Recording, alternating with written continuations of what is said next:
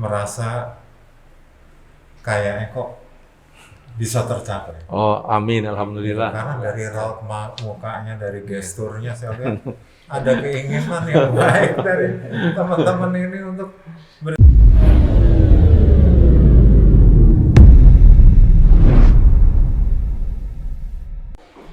Oke, selamat pagi sahabat frekuensi, bertemu lagi dengan Balmon Manado. Balmon Manado bicara tentang spektrum frekuensi radio. Be fresh, Balmon Manado bisa. Oke. Baik, terima kasih di edisi kali ini kita kedatangan tamu yang luar biasa. Ini dengan hormat Pak Irjen, selamat datang di Balmon Manado, Pak.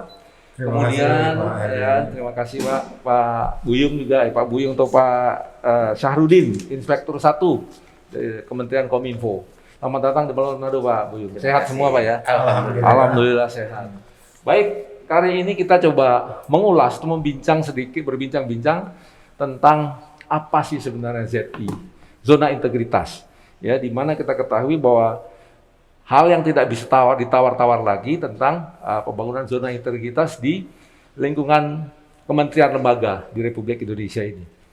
Baik, untuk menyingkat waktu, saya coba menyapa Pak Dodik, Inspektur Jenderal Kementerian Komunikasi dan Informatika. Selamat pagi, Pak Dodik. Pagi, Pak. Sehat, Pak ya? Alhamdulillah sehat. Jadi kali ini Pak, kita coba mengulas sedikit tentang zona integritas di Balmon Manado. Nah, terkait dengan pembangunan zona integritas ini, kira-kira Pak dari sisi mana yang akan menjadi penilaian dari tim zona integritas di Kementerian Kominfo terhadap Balmon Manado ini? Silakan Pak. Baik, terima kasih Pak Heri. Para pemirsa atau apa ya nih kita? Sahabat frekuensi. Ya,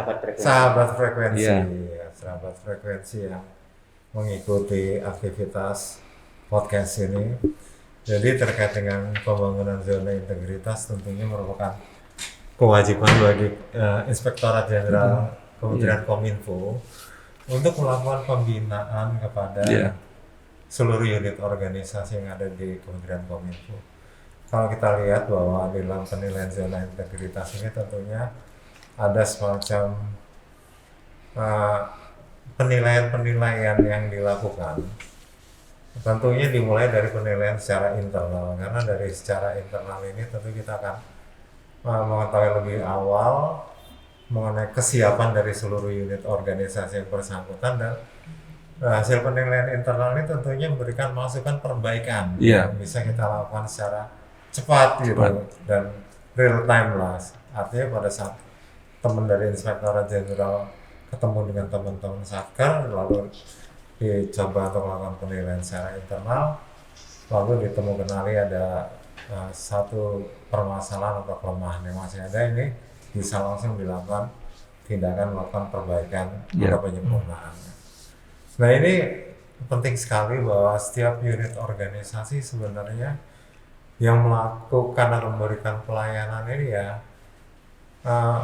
perlu untuk bisa memberikan pelayanan yang terbaik bagi stakeholder masyarakat. Nah, salah satu hal yang penting bagi kita sebagai pemberi pelayanan adalah bahwa kita ini seluruh jajaran yang terkait dengan hal tersebut ya harus memiliki niat yang sama untuk memberikan pelayanan yang terbaik dan juga membangun satu pola budaya di mana kita tidak mempersulit mereka, dalam arti kata bahwa seluruh proses kita layani dengan benar, kita tidak memberikan atau mengakibatkan hambatan dalam proses ini, dan yang paling penting lagi adalah para penerima layanan kita merasa terpuaskan dari pelayanan yang kita berikan. Nah, inilah yang diharapkan kurang lebih seperti ini. Karena kalau kita lihat Pak Heri dan sahabat frekuensi yang mendengarkan podcast ini, sudah tidak zamannya lagi bagi kita untuk memberikan atau melakukan hambatan-hambatan terhadap kelancaran pemberian pelayanan. Kalau bisa dipermudah, kenapa harus persulit gitu Pak ya? Kan gitu kan. Nah, ini udah nggak zamannya lagi. Jadi orang akan respect sama kita kalau kita benar-benar istilahnya memberikan pelayanan itu akhirnya mereka merasakan nggak dihambat, pelayanannya cepat, Iya. yang memberikan pelayanan juga sopan, baik, sangat membantu gitu. Dan tentunya yang namanya pihak ketiga kita layani ini adalah uh, istilahnya adalah pihak yang benar-benar uh, orang atau institusi atau siapapun yang kepentingannya akan terbantukan dengan apa yang kita berikan gitu. Iya. Jadi kalau mereka merasa terbantukan, maka timbul apresiasi kepada kita dan respect kepada organisasi kita. Nah itulah yang coba kita bangun Pak Heri. Jadi dalam penilaian ini tidak hanya masalah secara teknis administrasi yang dipenuhi, tapi yang lebih penting lagi adalah secara nyatanya pada saat kita memberikan pelayanan. Respect orang itu bagaimana terkait dengan pelayanan kita gitu. Pelayanan gitu itu yang paling penting menurut saya. Ya. Ya, makasih Pak Irjen ya, Pak Dodik. Memang suatu hal tidak bisa tawar-tawar lagi. Memang kita harus melakukan sebuah pelayanan prima, istilahnya Pak ya. Betul. Memuaskan atau memberikan pelayanan terbaik kepada masyarakat stakeholder yang ada di luar sana. Baik, saya ke Pak Syahrudin atau Pak Buyung, kita lebih kenal, saya lebih familiar dengan Pak Buyung sebenarnya ini. Nah, di pencanangan zona integritas ini kan pasti ada komponen atau parameter penilaian, Pak. Nah, kira-kira parameter apa saja yang sehingga bisa membuat atau suatu organisasi atau lembaga bisa meraih predikat WBK itu, Pak? Demikian, Pak Buyung. Oke. Baik, Pak Heri, sahabat frekuensi yang kami cintai. Kita tahu bahwa zona integritas itu adalah merupakan miniatur dari reformasi birokrasi. Jadi dalam skala yang lebih kecil, zona integritas ini dibangun di setiap satker-satker sebagai miniatur dari reformasi birokrasi yang mempunyai layanan kepada masyarakat. Nah, tujuan daripada ZI ini adalah bagaimana tata kelola pelayanan kita, administrasi pemerintahan kita itu menjadi lebih efektif, lebih efisien, akuntabel. Dan tentunya kita jamin bahwa pelayanan kita itu adalah bebas dari korupsi dan juga kita memberikan pelayanan maksimal yang kita sebut dengan pelayanan prima, pelayanan yang memberikan kenyamanan kepada masyarakat sebagai stakeholder kita. Nah, dalam tahapan di dalam membangun zona integritas ini, memang yang pertama itu adalah harus dicanangkan sebagai komitmen dari pimpinan dan peserta semua daripada pegawai di situ bahwa mereka dengan sadar mencanangkan diri untuk membangun zona integritas di satkernya. Internal, Pak. Nah, internal. Nah, dicanangkan, kemudian mengundang stakeholder dari luar bahwa Balmon Manado mencanangkan untuk membangun zona integritas. Nah, kemudian setelah pencanangan tersebut, Balmon melakukan evaluasi terkait dengan ada namanya lembar kerja evaluasi, namanya LKE, menyiapkan seluruh dokumen, menyiapkan seluruh parameter-parameter yang yang harus dipenuhi di dalam membangun zona integritas ini. Nah, nanti setelah disiapkan itu semua, dari Balmon Manado melakukan self assessment. Self assessment itu mengukur, mengisi sendiri, menilai sendiri kesiapan membangun zona integritas tersebut. Nah, ada 6 area yang dibangun di zona integritas tersebut. Nah, kemudian setelah dilakukan evaluasi dan memenuhi syarat, nilai minimal, ada nilai minimal untuk WBK itu adalah 75. 75, Pak ya. 75, di bawah 75 itu nggak memenuhi syarat? Nggak memenuhi syarat. Nah, untuk membangun ini, untuk mengisi LKE ini, tentu Balmon Manado perlu ada pendampingan atau asistensi. Nah, kami dari Inspektorat Jenderal siap untuk melakukan asistensi, sebagaimana kami lakukan juga di instansi pusat. Apa saja dokumen-dokumen yang harus dipenuhi, maksud ini apa, kita asistensi. Nah, kemudian setelah dilakukan self assessment, jika nilainya memungkinkan, maka nanti Balmon Manado bisa mengajukan untuk dilakukan namanya penilaian internal oleh Inspektorat Jenderal. Nah, dengan itu nanti setelah ada penetapan dari Sekjen, nanti Pak Irjen mengeluarkan surat tugas, membentuk tim untuk melakukan penilaian internal oleh Inspektorat Jenderal. Nah, jika memenuhi syarat, tim penilaian internal atau TPI ini nanti akan kita ajukan ke Menpan. Menpan. Nanti dari Menpan nanti akan melakukan penilaian bersama dengan Berarti tim Menpan terkait. mengunjungi juga ke Balmon nanti Pak?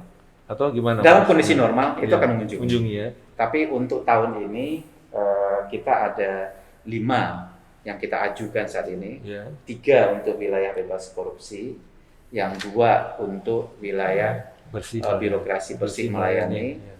Karena 2 itu sebelumnya sudah memiliki predikat berbeda. Itu dilaksanakan secara online. Online ya. Jadi evaluasinya istilahnya desk evaluation. Siap. Desk evaluation dilakukan secara online, tapi tidak tertutup kemungkinan Menpan bisa melakukan kunjungan lapangan jika situasi memungkinkan untuk memastikan bahwa layanan yang diberikan itu benar-benar sesuai dengan dokumen yang diberikan. Demikian Pak. Ya, terima kasih Pak Buyung ya. Ya. Baik sahabat frekuensi, itu tadi penjelasan dari tamu kita yang luar biasa hari ini. Kita akan ulas kembali setelah iklan-iklan berikut ini. Balmon Manado bisa.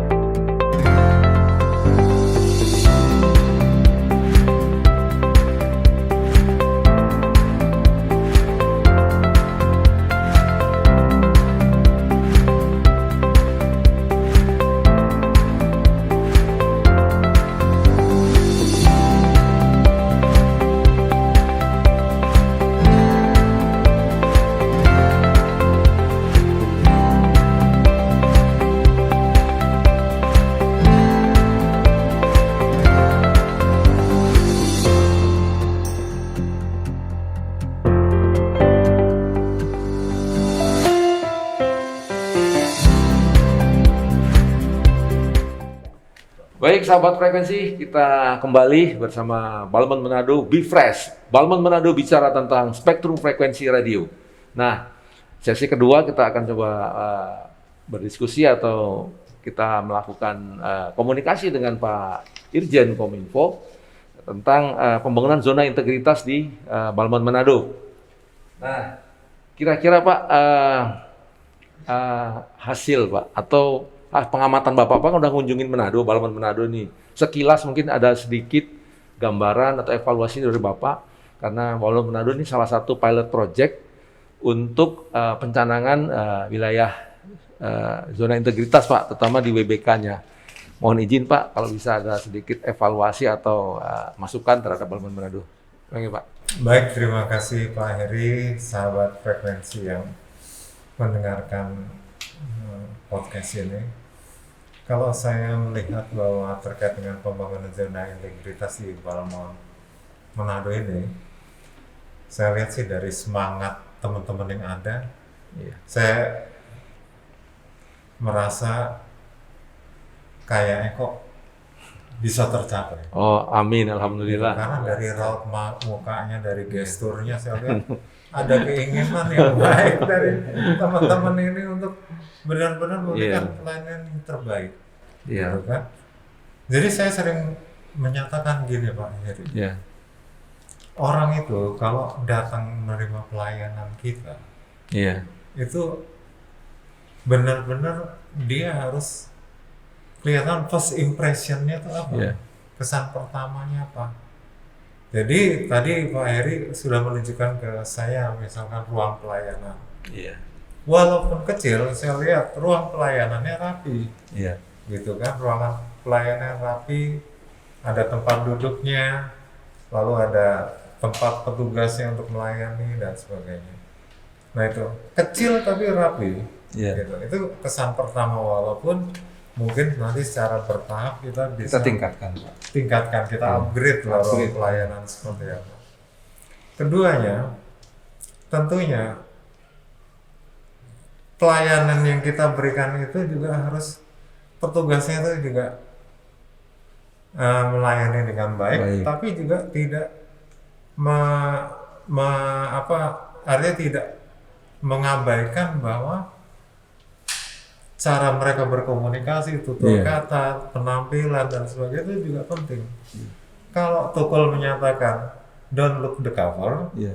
maka para petugas pelayanan kita please look the cover. Jadi artinya dari seragamnya, Uniformnya ya. uniformnya, lalu juga kerapian rambutnya dan sebagainya.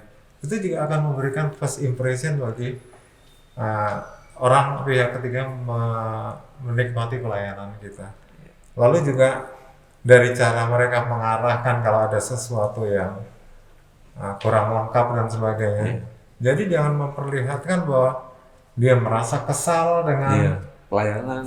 yang orang datang gara-gara Iya. administrasi yang nggak lengkap. Iya. Nah ini juga cara kita berkomunikasi dengan para stakeholder Stakeholder. kita sangat penting gitu. Nah dengan demikian maka ini menjadi pegangan kita Iya. dan insya Allah dengan niatan dari seluruh teman-teman yang ada di sini, niatan untuk mencapai atau bisa mewujudkan zona integritas di lingkungan Balmon Manado ini insya Allah akan tercapai. Amin. Dan dukungan dari internal maupun kami dari eksternal Ya. akan saling bersimbiosis mutualisme dalam mewujudkan hal tersebut. Nah ini berdasarkan keyakinan tadi saya ketemu dengan teman-teman maupun melihat dari apa yang saya cermati dari kondisi di kantor Balmon Manado ini. Mungkin itu Pak Heri, jadi saya ucapkan selamat, mudah-mudahan wujud dari keinginan kita membangun zona integritas di kantor Balmon Manado ini tercapai. Baik, terima kasih. Mungkin itu yang bisa saya sampaikan. Terima kasih Pak Dodik ya untuk arahan, bimbingan dan masukan kepada Balmon Manado, dan kami juga tetap selalu menantikan dan kami terus akan berkoordinasi untuk menyempurnakan Pak terkait dengan deklarasi zona integritas di Balmon Manado.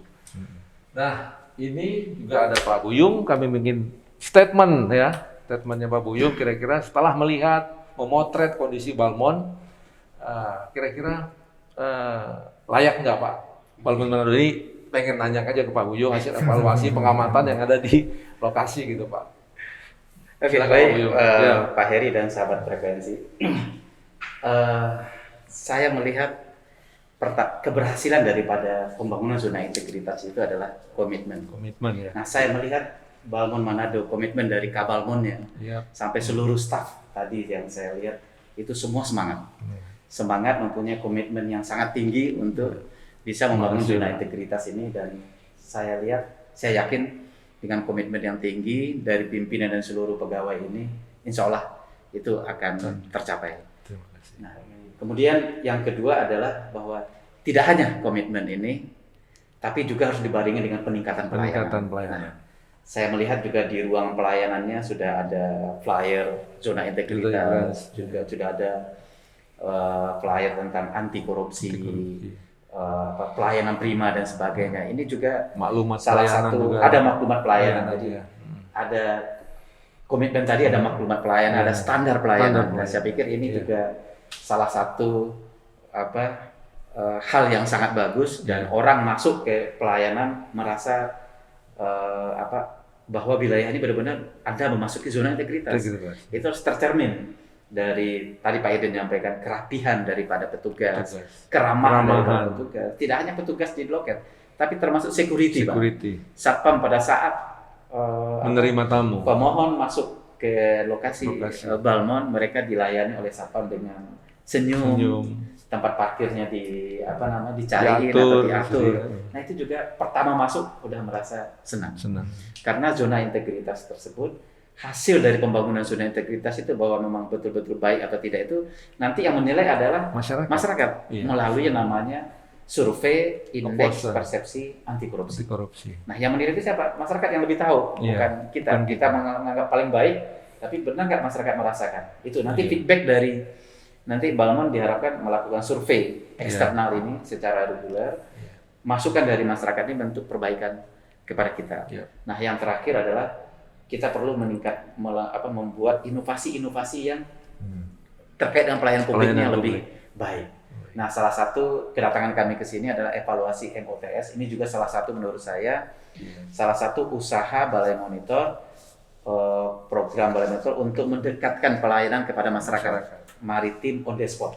Jadi bagaimana proses pelayanan perizinan untuk nelayan itu, nelayannya tidak harus datang ke sini, kita yang datang ke pelabuhan. Jemput bola. Jemput bola. Nah, jemput bola ini sebuah terobosan yang bagus, merupakan inovasi untuk mendekatkan lebih lagi kepada masyarakat bahwa birokrasi itu sebenarnya tidaklah sulit. Pelayanan sekarang itu bukan seperti dulu lagi. Mudah dan one day service. Nah, ini yang lebih penting. Itu penting. Bahwa saya lihat di Balmond sudah menerapkan sistem perizinan secara online ya Pak. Secara online. 1 hari selesai. Jadi yang penting persyaratannya lengkap. Dan insya Allah saya yakin Balmond Manado insya Allah bisa. Terima kasih Pak Buyung, Pak Dodik ya. Jadi memang benar apa yang disampaikan para narasumber kita ini. Kita ketika melangkah tidak bisa langsung ke step 3, 4 dan seterusnya. Kita harus step by step. Langkah pertama, langkah kedua, langkah ketiga. Nah itu bagian apa yang kami lakukan Pak di sini.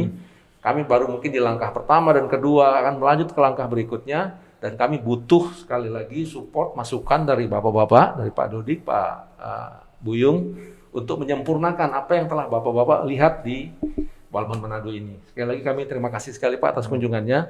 Bapak berdua mudah-mudahan tetap sehat, tetap terjaga kondisi, dan mudah-mudahan bisa balik ke Jakarta nanti. Kita masih dalam bisa berkomunikasi Pak.